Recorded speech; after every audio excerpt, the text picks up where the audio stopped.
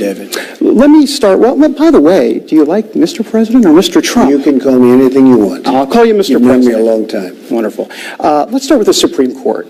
I know you're narrowing down the list. I know you've talked about who you kind of have an idea of who's going to be this person. But let me ask you, where does the final result lie? In other words, is it a gut instinct for you? Because they're all good on this list. So what's the bottom line factor when deciding? Well, I think also it's who's going to get approved. And, you know, we have to go through a process after I pick the person that I'm going to be picking, who I think I know, but I'm not 100%. I can't guarantee it.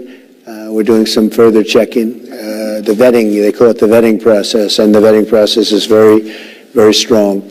But we have all 20 are fantastic people. You know, I put out 20 for the election. I said, these are the people I'll pick. And I think that the person that I pick will be a big, I think people are going to love it. I think evangelicals, Christians will love my pick and will be represented very, very fairly. Let me ask you about the embassy in Israel. Yes. As it relates to moving this embassy to Jerusalem. Evangelicals, it's important for evangelicals. Are you committed to doing that? Well, I'm looking at it. We're studying it. As you know, we discussed this before. We're studying it very, very long and hard. You know, it's a very big decision because every president for the last number of presidents, large number, they've come in and they were going to do it, and then all of a sudden they decide they don't want to get involved. It's a big, big decision, but we're studying the issue right now. I've always liked the concept of doing it. I will tell you that. I'll have a decision in the not-too-distant future. Are the chances good? Well, there's certainly a chance of it, absolutely. But we're doing very detailed studies on that, and we'll come out very soon. I hate to do that because that's not usually me, studies. Right. It's usually I do what's right. But this has two sides to it. It's not easy. And I'll make a decision over the not-too-distant future. Let me ask you about the Muslim Brotherhood real quick. You've had some critical words for them in the past when we've spoken. There is a decision to be made about the Muslim Brotherhood as it relates to whether or not they are a terrorist organization. Do you believe they are? Well, there's certainly been a lot of things going on, and that's another one. I don't want to keep putting you off, but I am having a meeting on that next week. Okay. And there's some bad stuff going on. You know it, and I know it. So we'll see what happens. But I have a meeting on that next week. I'll let you know. All right. Let me ask you a little bit about Latinos in this country. You've talked about you're going to be a great jobs president. Right. And you believe the Latino community has heard you on that to a degree. And we did very well with the Latino community. People were shocked. Better than Romney. Better than Romney, better than just about for a long way. I mean, better than a lot of people thought possible, or I wouldn't have won. They're a great community. They're a phenomenal community, spirit, hardworking. And, you know, the Cuban Americans, I had 84% of that vote, and they voted in big numbers. So we did really well with that community. So go ahead. No, I was going to ask you, what can you say to some in that community that have some trepidation, that think they are under attack by this administration coming in? What's your message to them? Well, I think I've really solved that because, you know, the election was not long ago, and we had a great victory. We had a victory that nobody thought was possible, 306. Remember, they said there is no path to 270 for Trump. Trump can't win because there's no path. And I kept going up to Maine, where Maine had won, and we won it. But we didn't need it because we won Michigan, Wisconsin, Pennsylvania, Florida. We won so many, North Carolina. So, you know, I really focused very heavily on the Latino community or the Hispanic community. And it was something that I'm very proud of. I'm very proud of the numbers we got. They want protection, and they want jobs. And they don't want people pouring across the border that they have no idea who they are. And one of the reasons I did so well with the Hispanic community is the fact that they do want jobs, and they do want protection, and they know that I'm going to take care of that. And I've already been producing the jobs because Ford and General Motors and many other companies, even Fiat Chrysler in terms of the car companies, but so many other types of companies, they're pouring back into our country now. They want to be here, lower taxes. We're lowering taxes bigly, including for the middle class, including for people, not just business taxes, but we're lowering business taxes, and companies are pouring back in. Speaking of taxes, this 20% border tax, or at least this tax on Mexico or imports from Mexico into the United States, how serious are you about something like that? Well, it's something that I have the right to do. It's something that I can impose if I want. We are getting along actually very well with the Mexican government. We'll see what happens. Mm-hmm. Do you believe that that is a strong move going forward? Do you see, or well, do you it's need to an work option. It's certainly an option. I can do that. I can do it if I want. But we're dealing with the Mexican government. I just had a conversation with the Mexican government, actually, with the president of Mexico. He's a very good man. And we'll see where it all goes. We'll see what happens. Can you give us a sense of what that conversation was like? Oh, a very warm conversation. We're talking, we're speaking, and we're going to see what happens. What about this, if there was some sort of tax on imports, what about the argument that you've heard before about that? Indeed, it'll be passed along to consumers. What's the argument? Well, I think some of it may get passed along, but it also creates jobs. So I'm not against something like that, but with respect to Mexico, something else could happen, which would be much more positive for both Mexico and the United States. The media. I know we only have a limited amount of time. You could talk for an hour and a half about the media. You mean fake news? Well, that's what you're called. Well, much of it is fake news. I mean, much of the media makes up stories. It's amazing. I speak to people, great people that voted for me, and they get it better than most people get it. But much of the media is distorted and fake. And you can see it. I won't, mention specific networks as an example or newspapers. But I read stories that they write that are knowingly false. They're knowingly false. They know it's a lie, and they write them anyway, and the headlines. And in the end, the media has now a 17% approval rating, which is shocking. I think I've done a lot of that. I think I've brought it down because at my rallies I'll speak and they'll turn around and the people will start, going pretty wild against them. We want truthful media. We don't have truthful media. We have people that are, in many cases, I actually think they're sick people because some of the stories are so bad. For instance, in the Oval Office, we have a beautiful bust of Dr. Martin Luther King. And they took that bust and they said that I removed it. I never removed it. In fact, I admired it when I first walked in. They said I walked in and I had it removed. And all of a sudden, there's major headlines all over the world that I removed the bust of Dr. Martin Luther King, which I'd never do because, again, a man that I have great respect for and have admired over the years greatly. And I call my people, why did you take that bust out? I wasn't here. Who took it out? I mean, believe me, I wasn't so nice. Who took it out? And they said, sir, it was never touched. In fact, they were all nervous. They said they ran to the office just to make sure. It turned out it was there. Well, the person that wrote this was Time Magazine. The person that wrote this said, I removed the bust. It turned out that somebody was standing in front of the bust so that he couldn't see. The bust is this big, right? It's like that. Somebody was standing in front of it. That's fake news. That's fake news. Now, the apology, you know what it was? I don't even know if anybody gave an apology. I think it was something on Twitter, possibly. Maybe it was at Twitter.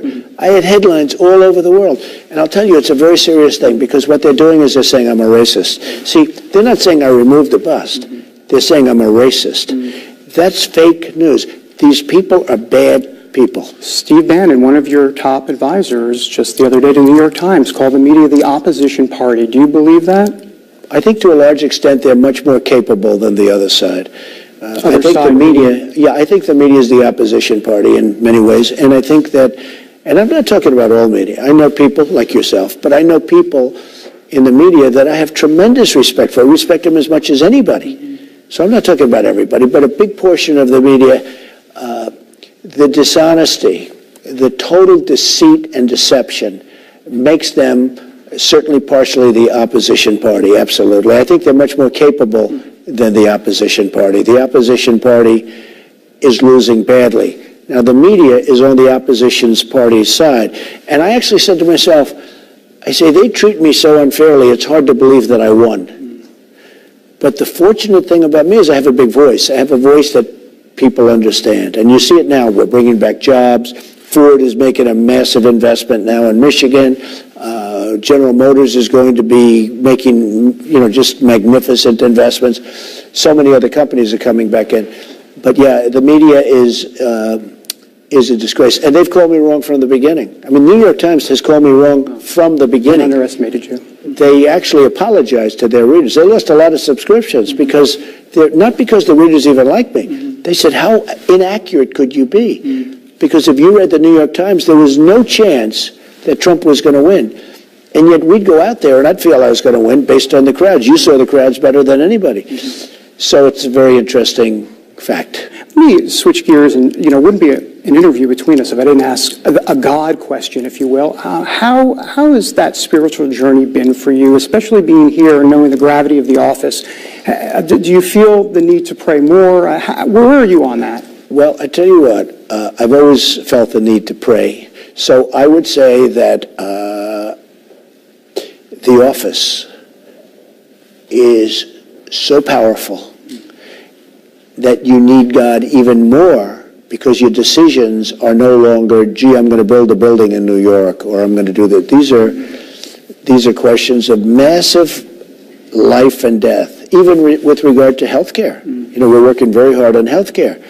But there you're talking about life and death, and you're talking about better lives, people living better because they have better health care at a lower price, which we're working very hard on. So yeah, you realize these decisions are also important. There's almost not a decision that you make when you're sitting in this position that isn't a really life-altering position. So God comes into it even more so. There's a lot of people. I remember when we were in California on your golf course, a beautiful golf course, I might add. That I may never see again. I understand. I may never see it again. Which is disheartening. It's okay. It's all right. We're doing something much more important. We talked about you tweeting at the time, and I'm wondering nowadays as president, what's the filter here? I mean, are you calling this out? Are you doing it yourself? How does this work now? Well, the media is very dishonest, and if they were honest, I wouldn't bother doing it, because I wouldn't have to do it, because I could call somebody up and I could give them the information, or I could issue a press release or something, or I could have some kind of a conversation. Look, I've had conversations with the media. I think I understand the media. Nobody really understands the media, in all fairness. But I've had conversations with people where, rather than Twitter, I will call and give them information that on a message I want to get out, and the message will be totally distorted. And I'll call up, I'll say, that had nothing to do with what I told you. Well, I sort of thought this. I would tell you strongly, I think I'll soon be over 50 million people between Facebook and Twitter and Instagram and, the different things. Do you call it out to folks? For instance, I could also go right into the White House, but mine is much better. I like @Real Donald Trump and we use POTUS, right. But I like @Real Donald Trump. But the beautiful thing about it, it's really a modern day form of communication. Right. I can do 140 or 280, or I can, you could extend them. All I do is ... right? And you extend it. So it really gets to be where you do have enough room if you like need. The flexibility on but it. Generally just in the 140. But I can do messages around the media and get my word out the way I mean my word. I don't have to have the media distort my message because they go out of their way to distort my message. When the media takes my message, knows what my message is, and then writes it purposely so that it doesn't sound good, I'd rather do Twitter. And that's what I do. There are a lot of folks that are going to want to judge these first 100 days. They're going to say this is a success, or they're going to have their own version of what a success is. For you, for these first 100 days, what is success for you exactly? Well, I think it started on one of the greatest days of my life. I think the speech turned out very good. I got very good reviews on the speech. The only negative reviews were some people said it was dark. But many people thought it was very optimistic because obviously it's dark. When you have people being shot every day in Chicago and you have things like this happening, and when you look at the Middle East and when you look at what's going on in North Korea and when you look at all of these things that are happening, you can't say life is a bowl of cherries, right? But I got very good reviews on the speech. We had a tremendous crowd. The crowd was great, but the overall audience was, I think, the biggest ever to watch an inauguration address, which was a great thing. That was also distorted in the media. They fought that as much as they could. But it turns out it was probably the largest audience ever to watch an inauguration address. Why is it important for you to win on something like that? Because you haven't given that up. You want to make sure they understand. Yeah, because what is it? I'm representing a lot of people, the forgotten people in many cases. and in many cases not the forgotten people, people generally, but many people that are the forgotten people. And they've been forgotten by the media that tries to distort them out of life. And so when I had that massive crowd, and they'd show a picture of an emptier area, we had a tremendous crowd. But the audience, which was the word used by Sean during the press conference, and he used the word audience right in his first thing, is, and I think it's indisputable, but if it's not, it's certainly very close, but I think it was the largest audience ever.